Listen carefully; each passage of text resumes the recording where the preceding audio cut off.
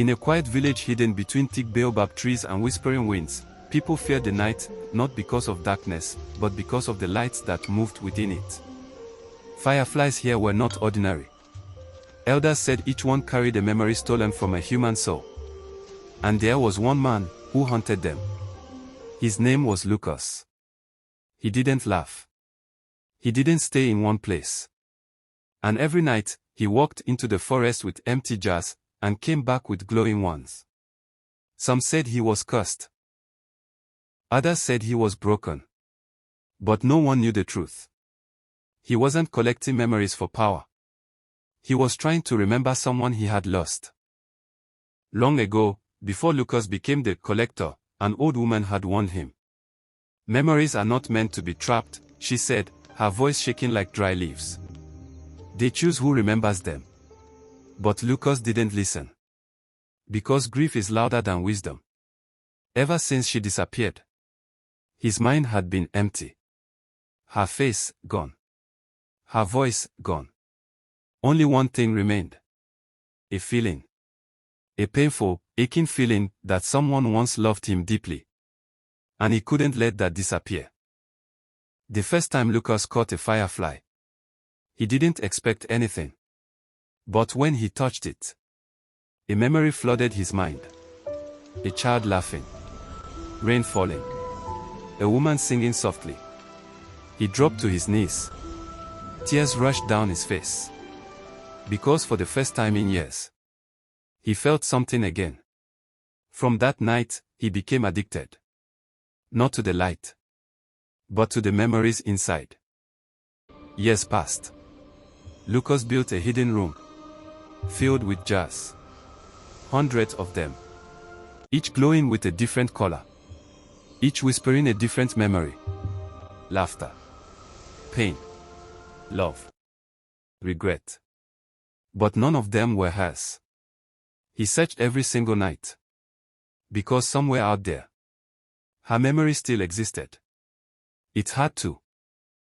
He didn't remember her name. He didn't remember her face. But sometimes, when the wind blew just right, his chest would tighten. And he would whisper to the darkness. Who were you?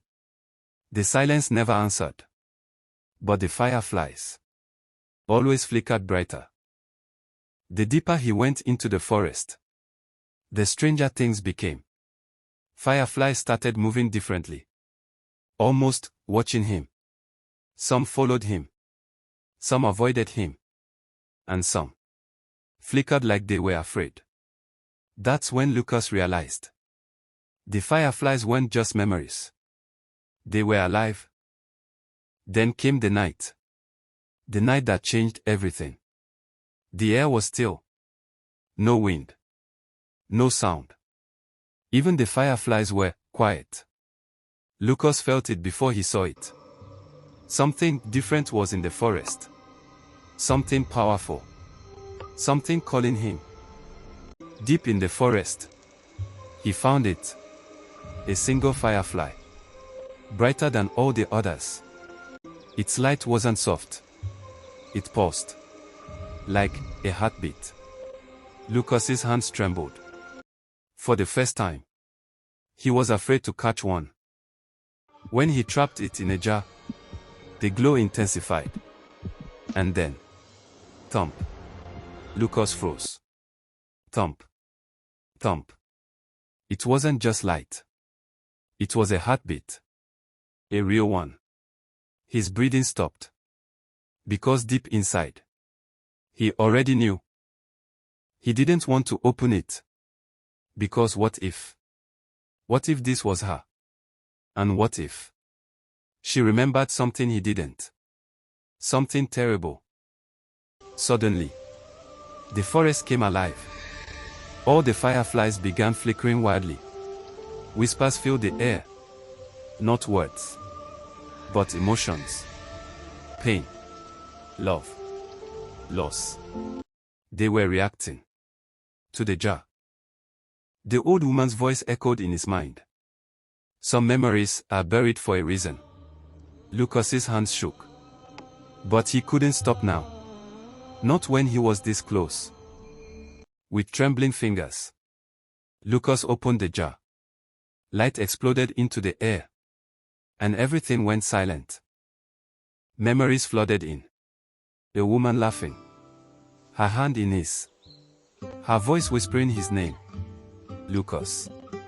Tears streamed down his face. He remembered her. Finally. But then, the memory twisted. The laughter turned into screaming. The love into fear. And Lucas saw it. The truth. The reason he forgot her. The reason her memory became a firefly. Because he was the one who lost her. And not by accident. The forest went dark. The jar fell from his hand. And the heartbeat stopped. If you discovered that the person you were trying to remember was someone you lost because of your own mistake, would you still want to remember the truth?